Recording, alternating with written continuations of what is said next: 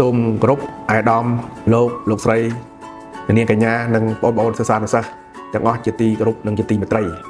ជាក្នុងឱកាសនេះខ្ញុំសូមជម្រាបជូនព័ត៌មានខ្លះៗស្ដីពីមហាវិទ្យាល័យកសិកម្មគឺជាមហាវិទ្យាល័យមួយស្ថិតក្នុងចំណោមមហាវិទ្យាល័យទាំង5របស់សាកលវិទ្យាល័យស្វាយរៀង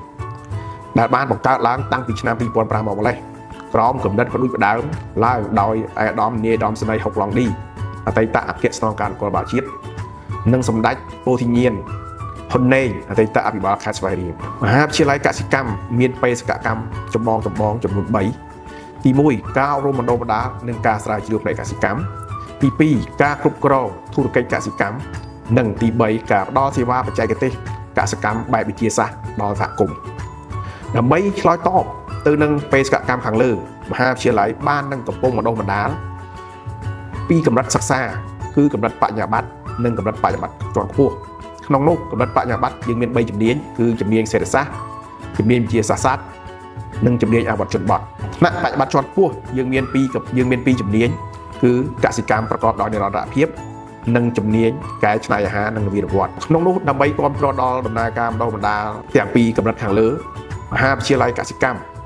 ក៏មានមន្ទីរពិសោធន៍មួយសម្រាប់ឲ្យគ្រូសាស្ត្រាចារ្យនិងនិស្សិតចូលសិក្សាស្រាវជ្រាវនិងមានស្ថានីយកសិកម្មមួយដែលមានទំហំ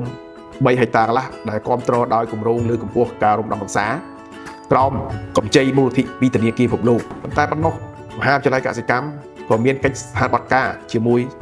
សាកលវិទ្យាល័យក្នុងនិងក្រៅប្រទេសជាមួយសមាគម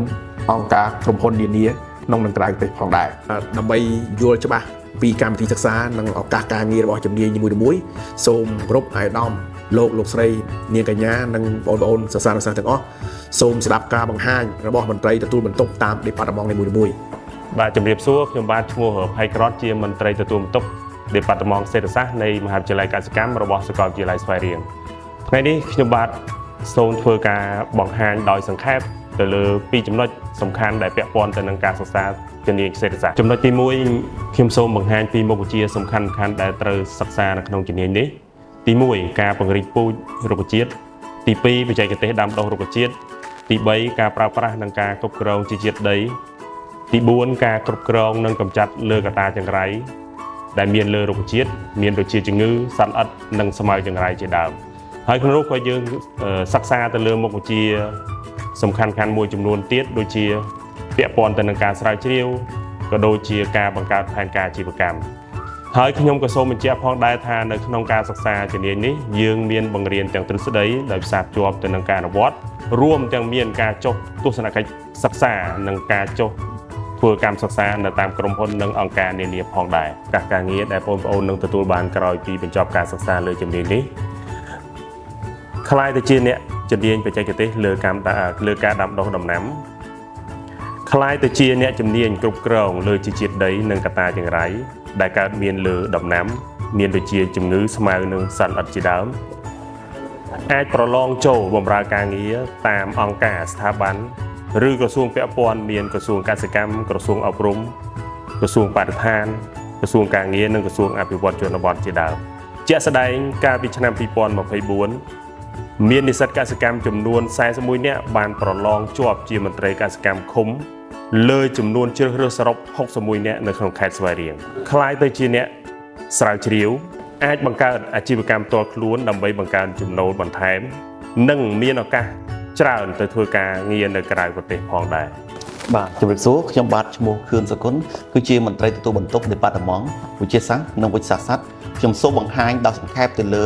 មុខជំនាញសំខាន់ៗមានដូចជាបច្ចេកទេសផលិតចំណីសត្វសិក្សាអំពីផលិតកម្មពូជដែលទាក់ទងទៅនឹងសេនេតិកនិងបង្កាត់ពូជសត្វការសិក្សាបច្ចេកទេសធ្វើសំណង់ទ្រុងតាមបែបវិទ្យាសាស្ត្រទំនើបសិក្សាបច្ចេកទេសគ្រប់គ្រងកសិដ្ឋាននិងការចិញ្ចឹមសត្វសិក្សាបច្ចេកទេសវះកាត់ដើម្បីធ្វើរោគវិនិច្ឆ័យបច្ចេកទេសសម្ភពបច្ចេកទេសការប្រើប្រាស់ឱសថនិងរក្សាទុកឱសថនិងសហគ្រិនភាពការបង្កើតអាជីវកម្មខ្លួនឯងការសិក្សាជំនាញវិទ្យាសាស្ត្រនិងវិទ្យាសាស្ត្រមានកម្មវិធីចុះទស្សនកិច្ចសិក្សានៅតាមបណ្ដាក្រុមហ៊ុនកសិដ្ឋានសហគមន៍រោងចក្រចំណីសត្វជាដើមក្រោយពីបញ្ចប់នៃការសិក្សានិស្សិតមានឱកាសការងារនិងប្រកបមុខរបរបានច្រើនបើធៀបទៅនឹងជំនាញផ្សេងទៀតមានដូចជានិស្សិតអាចបម្រើការជាគ្រូបង្រៀនកសិកម្មនៅសាលាគ្រឹះស្ថានសិក្សាក្រសួងស្ថាប័ននានានិស្សិតក៏អាចជាអ្នកបច្ចេកទេសជាន់ខ្ពស់ ខាងផលិតចំណីសត្វនិងការប្រើប្រាស់ថ្នាំសត្វក្នុងការចិញ្ចឹមសត្វប្រចាំក្រុមហ៊ុនរោងចក្រសហគ្រាសកសិដ្ឋានធំៗនិស្សិតក៏ជាបុគ្គលិកផ្នែកទីផ្សាររបស់ក្រុមហ៊ុនថ្នាំសត្វនិងចំណីសត្វនិស្សិតក៏អាចផលិតអាជីវកម្មខ្លួនឯងមានការគ្រប់គ្រងទៅលើ clinic សត្វ depot ចំណីសត្វពេទ្យសត្វនិងកសិដ្ឋានចិញ្ចឹមសត្វនិស្សិតមានជំនាញស្រាវជ្រាវនិងផ្សព្វផ្សាយផ្នែកវិទ្យាសាស្ត្រសត្វនិស្សិតក៏អាចមានការបម្រើសិក្សាជំនាញវិទ្យាសាស្ត្រសត្វនៅក្រៅប្រទេសផងដែរដូចជាប្រទេសអ៊ីស្រាអែលវៀតណាមថៃឡាវជាដើម ខ្ញុំបាទឈ្មោះហុងឈុនជាព្រឹទ្ធបរិះរងមហាវិទ្យាល័យកសិកម្មក៏ហើយក៏ជាមន្ត្រីទួនាទីDepartment អភិវឌ្ឍជនបទផងដែរអញ្ចឹងខ្ញុំបាទសូមអនុញ្ញាតបង្ហាញជូនដោយសង្ខេបទៅលើមុខជាសំខាន់ៗមួយចំនួនដែលសិក្សាទាក់ទងជំនាញអភិវឌ្ឍជនបទមុខជាសំខាន់ៗមានមួយចំនួនដូចជាយើងរៀនទាក់ទងមួយនឹងសេដ្ឋកិច្ចកសិកម្មសេដ្ឋកិច្ចជនបទកសិពាណិជ្ជកម្មទាក់ទងជាមួយនឹងទីផ្សារកសិកម្មហើយមុខជាបន្ថែមទៀតដូចជាសហគ្រិនភាពនិងការបង្កើតអាជីវកម្មការអភិវឌ្ឍជនបទគោលនយោបាយអភិវឌ្ឍជនបទក៏ដូចជាយុទ្ធសាស្ត្រសម្រាប់ការងារកសិកម្មនិងបន្ថែមទាក់ទងជាមួយនឹងភាពជាអ្នកដឹកនាំក្នុងការងារអភិវឌ្ឍសហគមន៍ការរៀបចំសហគមន៍និងការងារគ្រប់គ្រងគម្រោងជាដើមមិនត្រឹមតែប៉ុណ្ណោះមហាវិទ្យាល័យកសិកម្មយើងក៏បានរៀបចំឲ្យមានការចុះ